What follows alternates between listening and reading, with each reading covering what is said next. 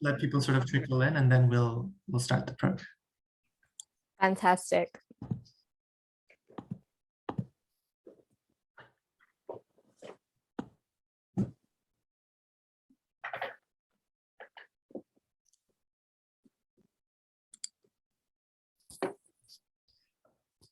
Welcome to all of you who are joining us right now. We're going to give it like maybe a minute or so to let all of you start coming in. There's a lot of you right now. We'll just give it like maybe a minute or so. But while we wait, it's nice to meet you. My name is Safa. I'm going to be your event host today or tonight, wherever you're based. If you want to, you can drop your name and where you're from in the chat. We would love to see where y'all are from and how's the weather where you are? Because for me, it's freezing and it should not be because I'm in the South and it's not how it should work. The chat box should be open if you'd like to say something. Let me demonstrate. Hello.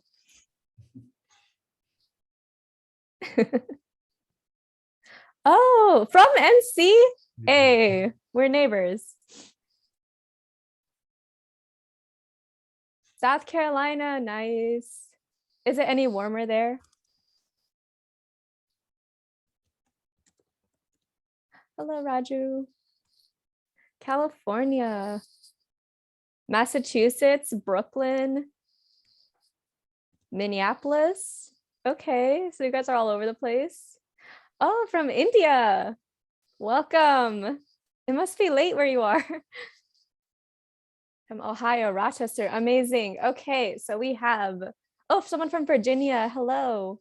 There's so many East Coast people. Amazing. I was going to say East Coast, West Coast, but I don't want to start an argument. So. No. But I'm waiting to see some representation from Washington, California. Come on, show up Washington, show up California. Where are you at? Texas. Oh, someone's in Delhi. Hello, nice to meet you. Okay. Oh, wait, is there an Albany, California? Did I read that right? Whoa, okay. Oh, some Seattle. Okay, there you go, Badisha. Got some West Coast rep. Okay, it is so nice to meet all of you. I'm gonna go ahead and get started with the program since I see like we've got quite a few people in right now. For those of you who just joined, my name is Safa, and I will be your event host for today. And I would like to welcome all of you to our second annual Essay and Art Contest Awards ceremony. Please give yourselves a round of applause if you can, or just like, drop an emoji in the chat because all of you did amazing. Like, honestly, your essays and your artworks, they blew us all away. And you should be really proud of yourselves. Yes, applause. I'll just give you a quick rundown of what's going to happen in this awards ceremony. So this event is co-sponsored by Hindus for Human Rights, IMC, or Indian American Muslim Council, Dalit Solidarity Forum, and the Sphere. So thank you to all of our organizations for putting in the work to make this event happen. Thank you to our judges. Some of us are here. You will be hearing from them in a little bit. But first, we're going to start off with a short video from Representative Pramila Jayapal, just to kick things off. Congressional Progressive Caucus. I'm Congresswoman Pramila Jayapal, and I'm honored to represent Washington's 7th Congressional District in the House of Representatives, where I also serve as the chair of the Congressional Progressive Caucus. It's my pleasure to welcome you for the second year in a row Essay and Art Contest. Thank you to Dalit Solidarity Forum, Hindus for Human Rights, Indian American Muslim Council, and Tasvir for inviting me. As a longtime immigrant rights activist and as the first Indian American woman to serve in the U.S. House of Representatives, I have fought for years to uphold our civil rights. But I know there's a lot of work to be done. Here in the United States, despite the successes of the civil rights movement and the ongoing Black Lives Matter movement, we know that systemic racism continues to impact Black communities and other people of color.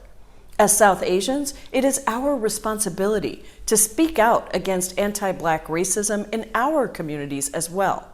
We know from the case of Sureshbhai Patel, an Indian grandfather assaulted by police in Alabama in 2015, that police brutality and anti-Blackness hurts our community as well. But more than that, we must speak out against anti-Black racism because it's the right thing to do. Similarly, we have to speak out against caste discrimination. Across South Asia and the diaspora, we know that caste-oppressed people face discrimination, segregation, and systemic abuse. Even though caste discrimination is illegal in India, caste oppression persists throughout the country and can even be found here in the United States. People belonging to Dalit and caste-oppressed communities often remain socially, economically, and politically marginalized. For years, activists from Reverend Martin Luther King Jr. to Dr. B.R. Ambedkar and W.E.B. Du Bois have recognized similarities between caste discrimination and anti-Black racism, and the intersections between these two issues continue to this day. That is why it is so important for young people like you to tackle these difficult topics, because that is how change begins. We were so impressed by your thoughtful essays and your artwork exploring the intersections between these struggles for justice. We received submissions from across the country, from 19 different states, as well as from India. Thank you for putting in so much time and effort to reflect on these important issues. It gives me tremendous hope and joy to see the next generation of South Asian Americans standing up for what's right. I hope you're excited to find out who this year's winners are. Once again, thank you for inviting me, and congratulations.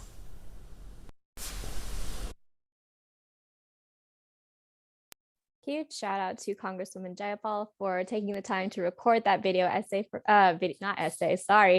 message for us. We are beyond grateful, and I hope that gives you more excitement for what's about to come.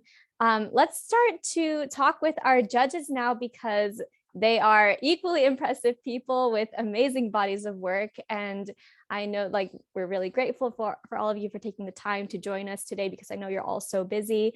So how do you feel about doing a bit of an introduction for each of you? Shall I start with, let me go in the order that I see on my screen. Shall I start with you, Dr. Junaid Sheikh? Oh, you're on mute. I should have figured this out, and I haven't. All good. I do this for a living. Teach online, I mean, these days, of course. Yeah. I'm Junaid Sheikh, and I'm a faculty in history, South Asian history, at the University of California, Santa Cruz. I'm a historian of labor, caste, and cities. And currently, the project I'm working on is on Indian Marxism. So I would say I'm also a historian of Indian Marxism now. Right? And I teach courses on South Asian history from the 1500s to the present. Thank you so much for being here with us. Dr. Alka Gurian, would you like to introduce yourself? Yeah, so I'm a faculty at the University of Washington, Bothell, on the Bothell campus. I have lived in many countries. I was born and raised in India, then I studied in France, I've worked in England, and now I'm here. So I have been teaching for a long time at the University of Washington, Bothell on basically across interdisciplinary sort of disciplines. So I've been teaching on gender studies, human rights, film studies, and literature. That's what I do. I'm also president of the board of Tasveer, and we're very happy to sort of support your endeavors. It gave me so much pleasure to read all the essays, and I was literally blown away by the quality and the intention and the rigor and the meticulousness with which students and various people from across, this international borders that we live in, how they put in their endeavors. Thank you very much. Thank you for being here. Dr. Rojas Singh, hello. Hi, thank you for having me here on this esteemed screen. Thank you. I'm Rojas Singh. I currently live in Rochester, New York. I teach sociology, women, gender, and sexuality studies in St. John Fisher College here. And I was also born and brought up in India, but came here to do my doctoral studies. And so here I am. And I am, how would I describe myself? I am an earthy, I would say an earthy Dalit humanist. That's the way I would describe myself. Been involved with the grassroots Dalit leadership in India for a while. And I was so inspired and very moved by a lot of the essays where young minds are beginning to think so freely and in such a mature way. And it was very encouraging to see that they are able to see the intersectionality that is kind of really playing itself out right here in the United States and in India. So very proud of all the participants and very happy to be here. Thank you. Thank you, Roja. We also have here Mr. Frank Hardy. Welcome. Would you like to introduce yourself quickly? Yes, good morning. I am Frank Hardy. I'm an artist, author, and storyteller. I'm born and raised in Selma, Alabama. My development as a young boy growing up in Selma was very much impacted by the civil rights movement that was happening all around me. Today, I try to use my art work as an artist to reflect a lot of what I absorbed during those years as a young boy and how they affected me. So today, I'm just very proud to be part of an art show where young people are getting the opportunity to express what they feel and how they see what's going on in the world as far as civil rights, human rights, and social justice. So I'm just honored to be a part of this group this morning. Thank you. Thank you. We're so honored to have you here with us. So just so everyone can get to know you better as our esteemed judges, I put together a couple of questions. And I'll go ahead and drop the first one on you. So you're all accomplished people with amazing bodies of work. I think your bios speak for themselves, but what's one thing that none of us will ever find on a professional bio? One interesting fact about yourself. I'll start with you, Dr. Junaid. Well, when I'm not doing what I do for a living, I enjoy watching a lot of cricket, actually. And my dream is to go and watch a cricket match in every country. So that, I guess, I'll have to wait for my retirement because I don't think I'll have the time to do that when I'm working. But that's my dream. So yeah. I certainly hope you get to achieve that because that's awesome. Dr. Alka. That's a trick question. So I don't know what to say. Like, should I give a politically correct response or not? Well, the politically correct response is that I'm very passionate about family and community. I love surrounding myself with friends. I dream of living in a joint family, although my husband thinks that I probably won't survive that. So that's a politically correct answer. The other response is that I love binge watching Netflix dramas or Amazon dramas. And it's very difficult for me to Green stop froze. watching. I don't know what to do. Okay, I don't know. Okay, anyway, I thought I heard something. Anyway, so that's what I do. I love binge watching. Do you have a favorite drama? My favorite? Yeah, I mean, I just watched Bridgerton, which I loved. And I was blown away by the two sisters in the second. I mean, I love both the seasons, but the second season I really, really loved. And I just thought that, I mean, having been in the field of media studies for a long time, I teach film and I've actually written a chapter on Bombay Begums, which is another very good, very interesting series. I think this is the first series that shows this, in interracial romantic alliance in a way that I haven't, between India and England. The specific kind of relationship, I'd never seen that before. Amazing. So, yeah, I think it's a first. Everyone's been telling me to watch Bridgerton, and now this is giving me more motivation. So thank you for that. Yes. Dr. Roja. Can you hear me at all? We can hear you. Okay, something's gone wrong with my internet. Oh dear. So yeah, I have a lot of hobbies. I love watching movies. We are a movie buff family, definitely all of us. Just last night we watched the latest Fantastic Beasts movie with my boys. I totally love mythical, films and drama and books and so on. Yeah, and I love to write. I do write some poetry and working on my second book. So I just love to write and just enjoy nature and time with my sons and they're home right now with my older son came from Nashville for the weekend with his lovely girlfriend, Kate, who's also sitting here and listening to us. And so this is a beautiful weekend. Thank you. Thank you. Frank.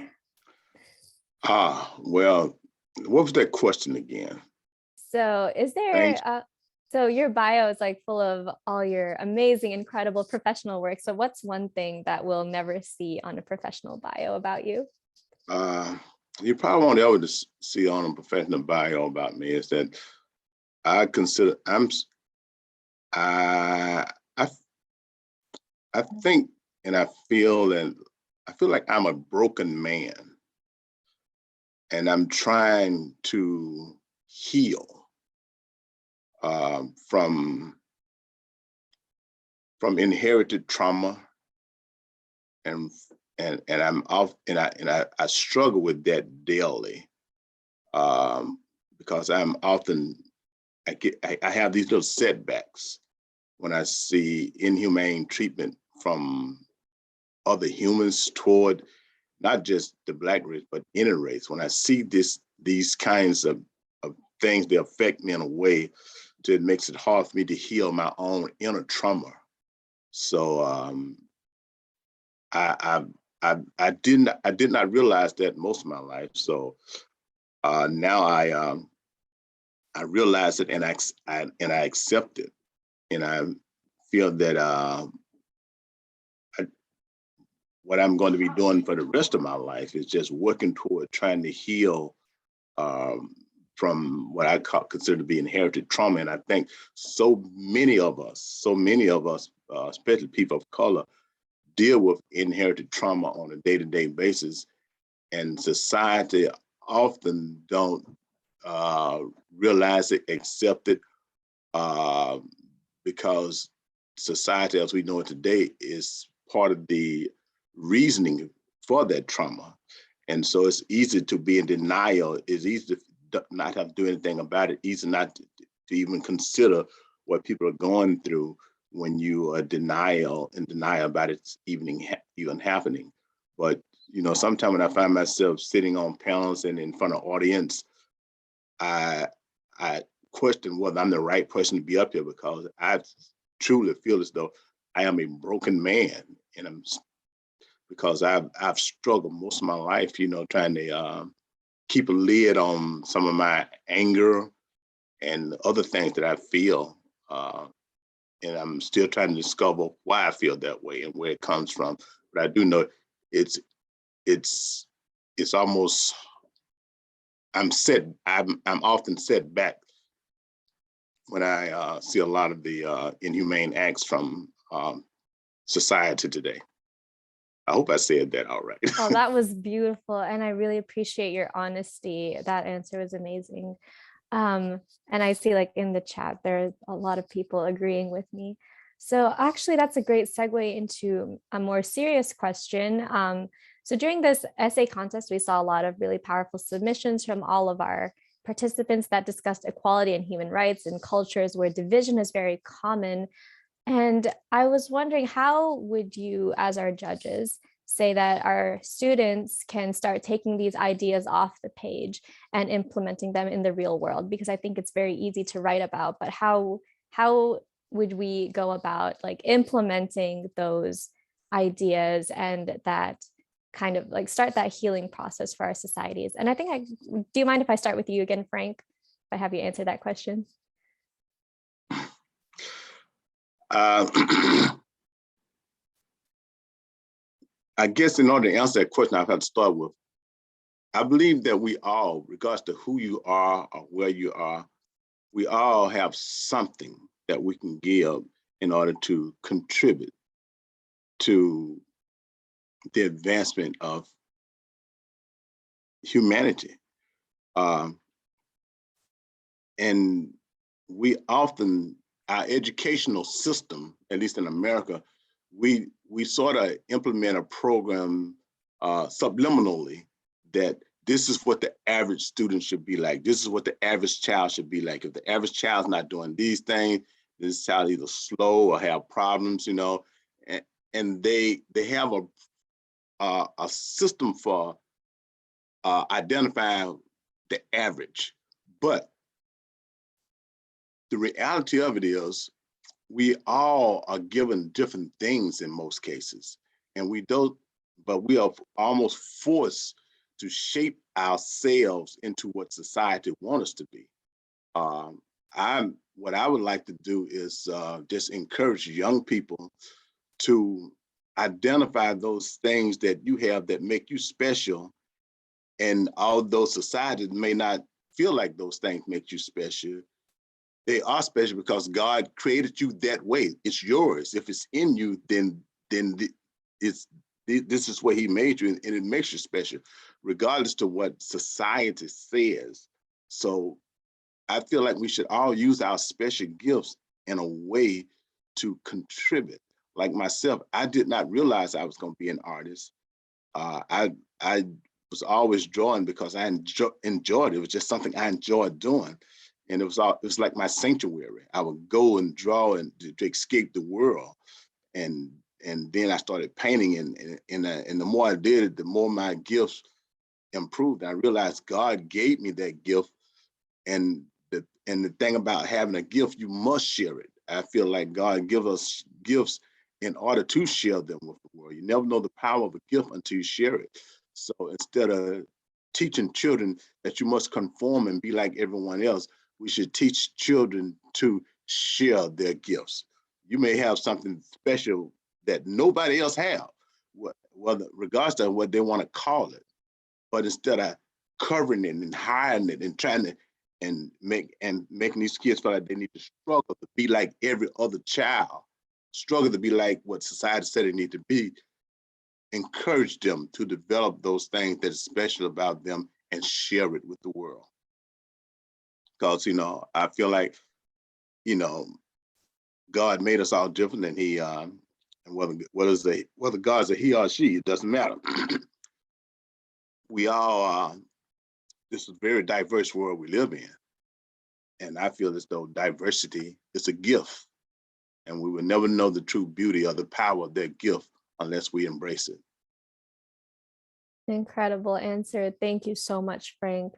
I'll go in reverse order now. Dr. Roja, would you like to take on that question of how we can start implementing these ideas that we've explored in these essays and put them into the real world to create change? Well, I think our youngsters have already set the path for us with that. The very fact that they signed on and they were willing to think on this platform is a great sign of promise. And to have so many mentors around them who are guiding them in there is no right or wrong way of thinking, but at least in identifying the fact that there is so much importance in vocalizing your thoughts and your emotions and sharing your stories. And I think a great part of healing is storytelling. And for us to have this platform where young minds could tell their stories from their experiences, I think is a wonderful way for us to look at solidarity and strength in this kind of collaboration. And these kinds of opportunities are so important for us all to come together, irrespective of, our, upbringing or religious beliefs or whatever. I think the strength and solidarity is a huge sign of promise from my point of view. Thank you so much for that answer. I'm going to change up the question slightly for our last two judges. So we've explored some very heavy topics, especially in the essays. So how would students communicate these ideas to people who might not agree with them? Because obviously in the real world, there is a lot of disagreement, especially as Frank talked about, there's a lot of injustice and people can hold unjust ideas. So what is your advice to students for when they are speaking to people who might hold ideas that are unjust? Like, how do you undo those ideas with grace and with dignity in a way that creates like healing rather than conflict? Can I start with you, Dr. Alka? Yeah, sure. In fact, this is exactly what I was thinking about, how to, in response to your question. I would say that, and I completely agree with you, Frank, for so beautifully pointing out, how important it is to be, to remain truthful to oneself, because we are all born with so many inherited qualities and skills that get smothered as a result of societal expectations. So I would say that the most important thing that us young students and the younger generation can do is to actually begin challenging certain preconceived notions within their own homes. Because I find it very easy to go preach and talk to my students. I personally find it very difficult to say the same things to my very close family members. And that's, I find that because we are, under the garb of being polite and not to disturb, family relations, we don't say anything. But I'm very much impressed by Sara Ahmed's article, "Be the Feminist Killjoy," or the feminist killjoy. I know it's very painful to do that. It's very painful to figure out how to actually disagree without being disrespectful. But that conversation needs to really happen at home. Thank you. Can I also add something else? Of course. To not be afraid of going beyond STEM subjects, because having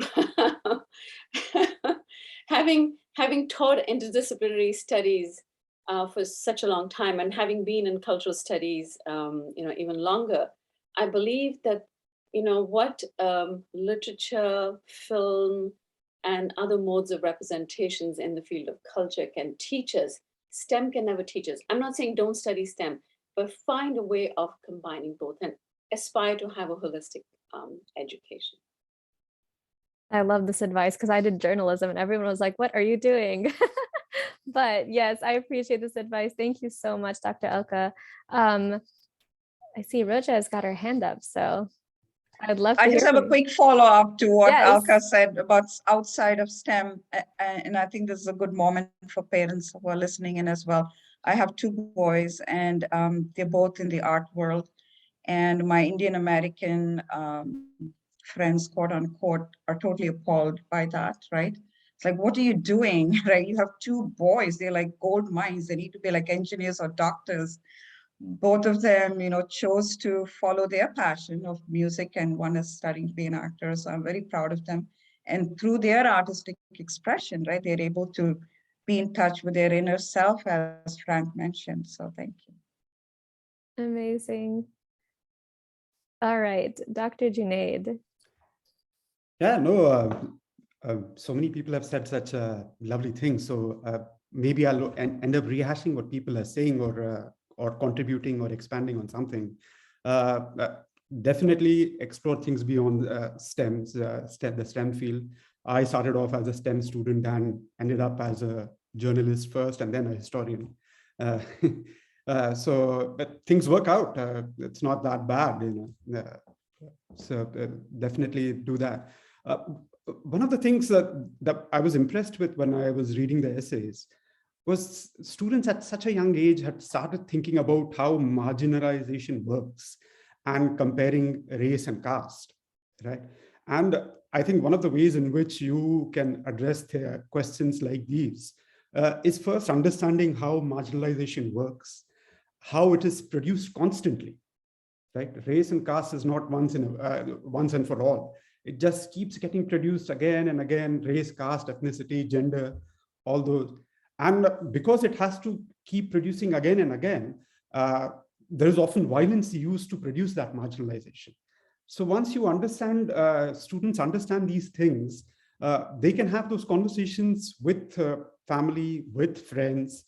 And then once you understand how this marginalization works, and then you decide that you're not going to be complicit in this production of marginalization, you can start imagining an alternative community, right? I think that's one way of in practice, through practice, and in that practice, first understanding is important, and then politics is important, a community is important. I think you can counter some of these things. Beautiful answer. Dr. Alka. Yeah, I'm sorry for taking so much space, but I No also worries. wanted to add that because of societal expectations, a lot of our young people are facing serious mental health issues. Mhm. And I think it is very important for parents, if parents are listening in, to allow our students, our young children, our youth, to be who they want to be. Amazing. And Frank, let's close off with you. Yeah, I want to piggyback on that a little bit. You know, we've all have probably heard that people who do not know their history are doomed to repeat it. And I think the reason why these things keep happening again and again is because a lot of time the true history is being held in like a secret place. The real history of things that has taken place is often told by the people who wants to shine a positive light on themselves instead of telling the real history. To give you an example, here in America, you know, a lot of American history has been basically told by white America. And today we're struggling to rewrite history and tell the history the way it should have been told. But a very large part of white America do not want that history told because it's not very flattering to them because of things their great grandparents did, you know, to obtain some of the wealth that they held today. And so, but the thing about it, if we don't tell the history, then we are moving toward the direction where this history can be repeated again. And so I think the best way to prepare our children and protect our children is by exposing them. And sometimes when you expose children to the truth can be kind of harsh sometimes. It can be because there's a lot of people say, well, kids ain't ready for this, too much violence, there's too much of this, you know, but children, they need to hear the truth because that's when they develop passion or compassion. When you see the horrors that have been done, when you see how people have been mistreated, when you see how people have obtained tremendous amount of wealth by oppressing other people, your heart goes to a different place. But when you don't know these things, we slowly develop a society that is uncaring. We slowly develop a society that's more concerned about profit than they are about human lives. And I think that's where we're going. We need to put the brakes on.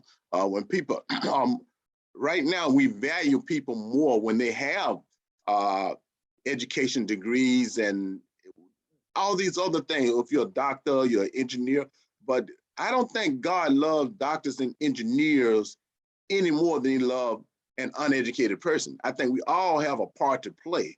I think we all have equal value, regardless to where society puts you on that plateau. Every human being has the same value because every human being is a part of that great puzzle that we call humanity, you know?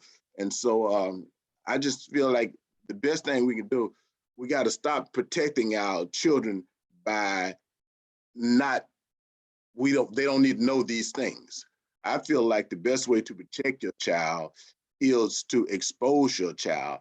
And when you expose your child to these things, you are there for that child so you can explain it to them. You are there for that child so you can tell them why these things happen and why these things should never happen again. But if you will wait on society to the child to get a little older, now they're exposed, their way of thinking has already been shaped. And it is often shaped by this false narrative that they've been given all their life. Anyway. Incredible answer. I feel like we could frame that on a plaque or something. That was amazing. Thank you so much, Frank. And thank you so much to all of our judges for your insightful remarks and for taking the time to be here with us. And I wish we could go on forever, but I know our students, we must do this longer. We should have next time. But I know some of our students are in India and other places where it's getting a little late. So I know you're all waiting to hear who the winners of the contest are. So I'm going to hand it over to Nikhil, and he will be introducing our winners. All right, can everyone see my screen? Yes. Yes. Yes, all right. So now this is the moment that you've all been waiting for. I want to just start out by thanking every one of our judges who helped us look through all of your amazing submissions and art entries and essays. I want to thank some of our judges who were not able to be here as well. We had Dr. Khalidini Ansari from India, Dr. Nico Slate from the US, Kirsten Mullen from the US as well, Rita Meher, who's also from Tasveer. And we had many other incredible volunteers and others who helped in innumerable ways. So thank you all so much. And we're gonna start off by announcing our middle school essay winners, high school essay winners, and then our art winners. So let's just go first. Very quickly, we wanna share a little bit about how we graded your essays and art pieces. Our judges looked at your understanding of the history of the struggles between racism and caste oppression and the case that you made for connecting these different social justice movements. For the essays, we looked at your originality, clarity, and how effectively you conveyed your message. And then we also looked at your factual accuracy and your analysis. And then finally, we checked for your grammar, spelling, and composition. And similarly for your art entries, we looked at how you connected these different themes of struggles against racism and casteism, your originality, and your own artistic voice. So I'm very excited to start off with our middle school essay winners. So these were our participants from 6th to 8th grade. In third place, we have Sara Nakvi from Chicago, Illinois. We were really excited to read Sara's essay. Sara, you were one of our youngest participants actually, and our judges admired your clear writing and the way that you connected these issues. So congratulations. In second place, we have Alfina Abidandar from Rochester, New York. Alfina is in 8th grade. She's 13 years old, and she's studying at Bay Trail Middle School in Rochester, New York. Alfina, our judges really loved the way that you made a strong comparison between the issues of racism and casteism, and also woven your own personal family experiences. So thank you so much for sharing that with our judges, and congratulations. And finally, our first place middle school essay winner is Amani Taneja from Bellevue, Washington. Amani is a second generation Indian American from Washington State. And our judges really admired the interweaving of activism in both the US and in India, and the intersections between the struggles against racism and caste oppression. We thought that you made great use of quotes and bringing in voices from activists from the past, while still expressing your analysis in your own voice, which isn't something easy to do. So big congrats to our middle school essay winners. I know that when I was in middle school, it would have been really hard for me to write like a good essay on this topic. And so we were really blown away by your analysis and your interest in these issues. So after that, we're gonna move to our high school essay winners. So these are our 9th to 12th grade students. In third place, we actually have a tie. So our judges put such great scores for both of these essays that we thought that we should recognize both of them together. So we have both Ihsan Lishar from Bothell, Washington, and Yanis Iqbal from Aligarh in Uttar Pradesh in India. Ihsan is a 9th grader at North Creek High School in Bothell, Washington, which is also my hometown, so very exciting. Ihsan, we thought that your essay provided the reader with really great insights into the way that racism and caste discrimination are rooted in their different societies, but also how different leaders like Dr. B.R. Ambedkar and Martin Luther King Jr. fought to change this. And Yanis, we thought that your essay provided really great writing and really incredible insights into the little known aspects of Dalit activism and their intersection with anti-racism efforts here in the United States. So congrats to both of you for our third place winners. In second place, we have Sahil Nowetsky from Seattle, Washington. Sahil is a senior in high school in Seattle.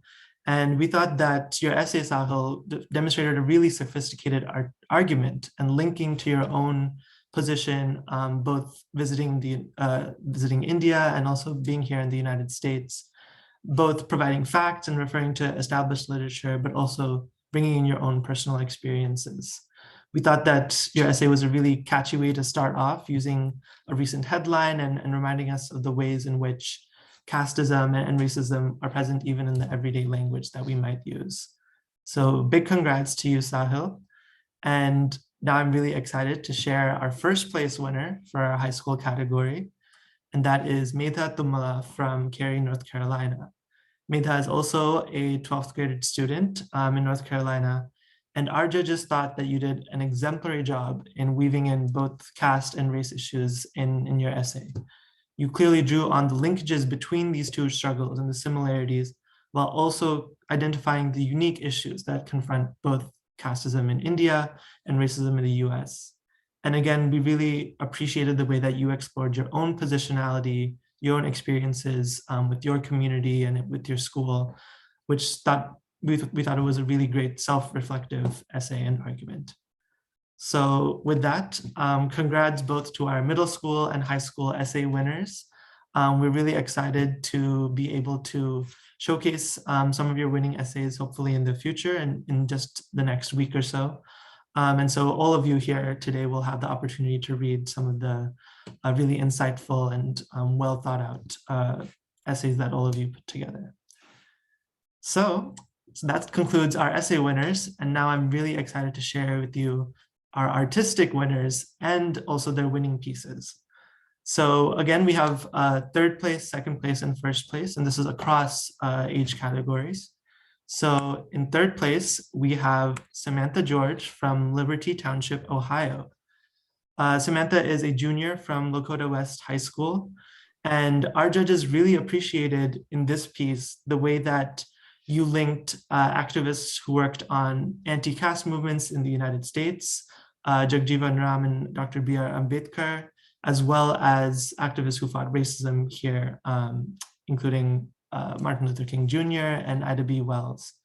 One of our judges explicitly said that the expressions on the faces of these four activists, searching, calm, and unyielding, seem to call the viewer to action. And I think we agree that this is a really incredible and thoughtful piece. So congrats, Samantha. In second place, we have Anuli Muska Narigal from Delhi, India. Anuli is in 8th grade in Delhi right now. And our judges were drawn to this incredible collage because it includes snippets of text from many different key sources, from newspapers, correspondence, letters between activists, looking at different posters, stickers, even inscriptions that are carved on buildings.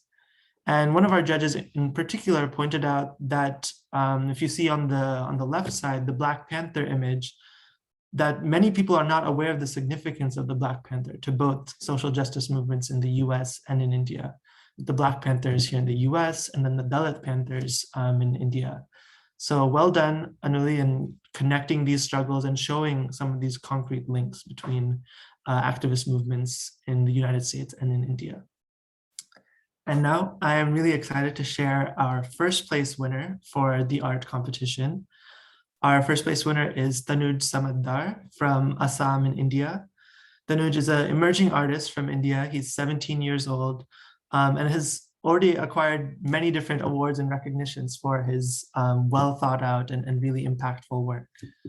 He is a recipient of the Pradhan Mantri Bal Puraskar Award from the President of India from last year, which is India's highest honor for children under 18 years old. And Tanuj, we thought that your piece was a really dynamic depiction of the many different key events in the struggles for Dalit rights and the anti-caste movement, as well as struggles for racial equality here in the US. Our judges said that the iconic figures that you included in this piece are commendable, and they invite further research and discovery as people will look and see, who are these different figures who are included here. And we thought that your piece was reminiscent actually of many different protest posters that were popular in the US and the UK in the 19th century. So this is a really thoughtful and well done piece. And congrats on a incredible collage that links these different social justice movements. So with that, congrats again to all three of our art winners, Samantha, Anuli, and Tanood. And in fact, congrats to all of our incredible essay and artistic winners today. Again, I think I can't reiterate how impressed a lot of our judges were with your thoughtful and really incisive work, which is not an easy thing to do. You know, both of these topics are in themselves really complex and have so many different facets. But each of you in your own different way, you know, connected these in a way that was personal to your own experiences and also related to what you saw in the world around you. So with that, I'll stop sharing my screen, and I think we'll invite some of our winners to join us up here as panelists and share a few words. So those of you who are on the call and are one of our winners, you should receive an invite in the next few seconds, asking you to join as a panelist. So just give us 1 second.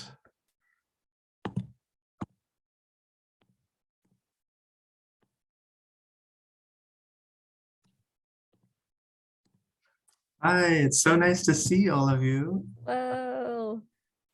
So we'd love to, I mean, first of all, congrats to each and every one of you. And also there's many other winners who weren't able to join us right now on the screen.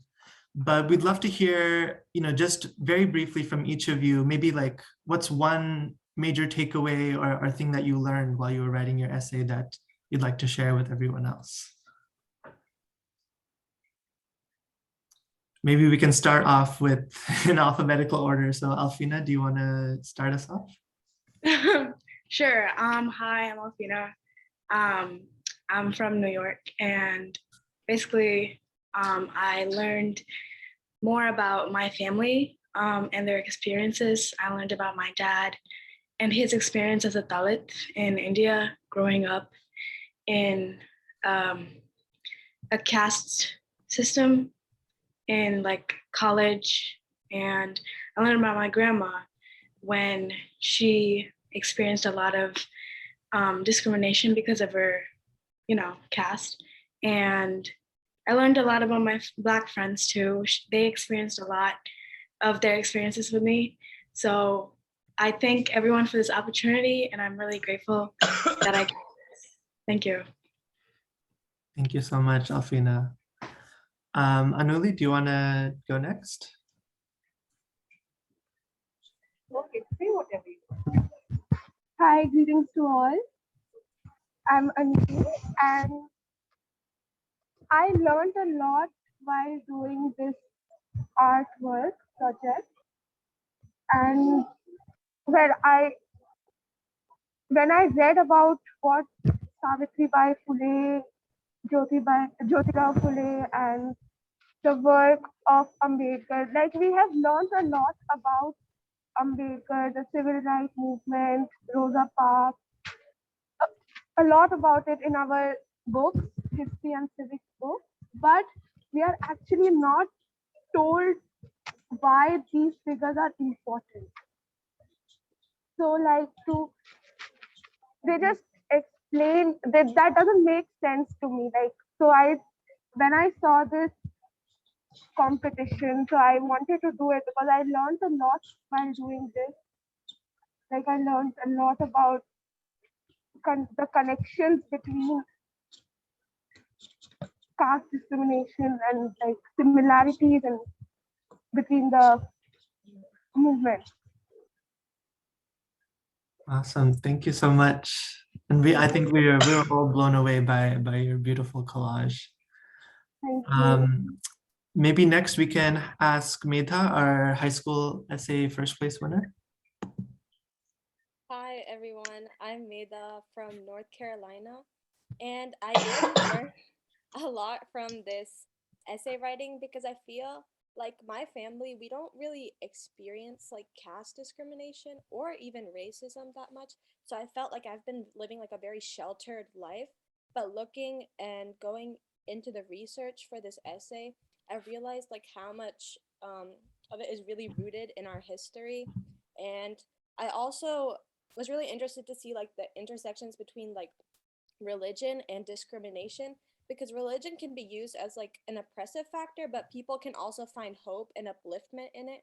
So I thought this whole thing was really interesting, and thank you so much for selecting me as your winner.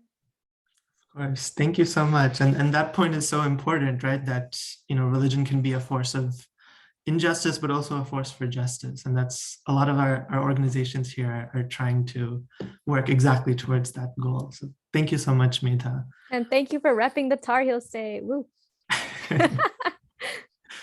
Maybe next we can ask Sahil to share just a short reflection. Yeah, hi, I'm Sahil from Seattle, Washington. Thank you so much for choosing me as the runner-up for the essay competition. I think I learned a lot from doing this. I think this essay was a great way for me to connect with the Indian side of my background in a new way, because I haven't lived in India all my life, so I haven't really understood like processes of discrimination, and I haven't learned about them in school, but I have learned about a lot of like racism, specifically racism in America in school. So it was definitely very interesting to make connections between those two. And I also want to thank the judges for especially what you talked about at the start of this Zoom meeting, specifically what Mr. Hardy said about kind of extending your activism and beyond just like art or writing, but understanding that we all have kind of a tool or a gift that we can use. Awesome. Thank you so much, Sahil. And yeah, we really loved reading your essay and your reflections. Next, I'd like to invite Samantha to share a few words. So yeah, I was very interested, like when I got started in this, I didn't really know a lot about caste discrimination, because I grew up in America where I don't really have a big Indian community to be with, but I did know a lot about racism in America. So it was interesting to see the parallels between them and what the leaders of the Dalit movement had to go through, and how that was so similar to what the leaders of the civil rights movement had to go to, and like making parallels between them. Awesome. Thank you so much, Samantha. And yeah, I mean, like those parallels and connections are exactly what we were trying to explore. And so really great that you're able to find some, deeper meaning and understanding through this process of creating your beautiful artwork. All right, last but not least, Tanood, do you want to share a few more words? Hello, everybody. First of all, I would like to extend my heartfelt gratitude to Hindus for Human Rights, Indian American Muslim Council, and Tasveer and Dalit Solidarity Forum for organizing this beautiful art competition. I thank the jury members for selecting my artwork for the first prize. I would fall short in words if I begin to express how happy I am. In my artwork, I have focused on various movements which were basically undertaken by the Dalits in India and the Black and colored people in the United States. I've shown intersections between these movements, and in the United States, the Black and colored people, they were silenced by the white power, and they were intentionally kept economically, educationally, and socially backward. I have also shown some of the important achievements of the civil rights activists like Martin Luther King Jr., Dr. Ambedkar in India, Mahatma Gandhi. I've focused on temple entry movement, the Little Rock 9 incident in the United States as well. And the Dalits in India and the Black and the colored people in the United States have been through a lot. And even today, many Dalits, underprivileged classes and minorities in India and the colored and Black people in the United States are facing these problems based on their caste and skin color, respectively. Together, we can realize this dream of establishing an equal and harmonious society for all, with coordinated efforts to eradicate such antisocial practices once and for all. Amazing. Thank you so much, Tanood, and congrats again on getting first place. With that, I think I'll pass it off to Safa to close us out. All right, I know we've thanked everyone many times already, but honestly, we can't thank you enough to our judges for putting in all this effort into grading and just like working through all these essays, especially since you're all so busy. And thank you so much to all of our participants for your talent, for your creativity, for your passion. And I do mean all of our participants, not just our winners. I know all of you put in an enormous amount of hard work into your submissions. You should all be incredibly proud of yourselves. And we really do hope to see you all entering again for hopefully next year, because hopefully this will be a recurring thing. And yeah, it is probably time for us to wrap up now. So again, thank you all for joining. We will let you all Thank you for go. having us. Oh, thank very you much. for thank you so much. Yeah, best to all of you, and hopefully we'll see you next year. Keep doing what you're doing. No, again, thank you for having me, and congratulations to everybody. Thanks, everyone. And stay tuned. Follow Hindus for Human Rights, Dalit Solidarity Forum, Indian American Muslim Council, and Tasveer, because we will be sharing the winning essays and artwork on social media and on different platforms very soon. So stay tuned, and congrats again to all of our amazing participants.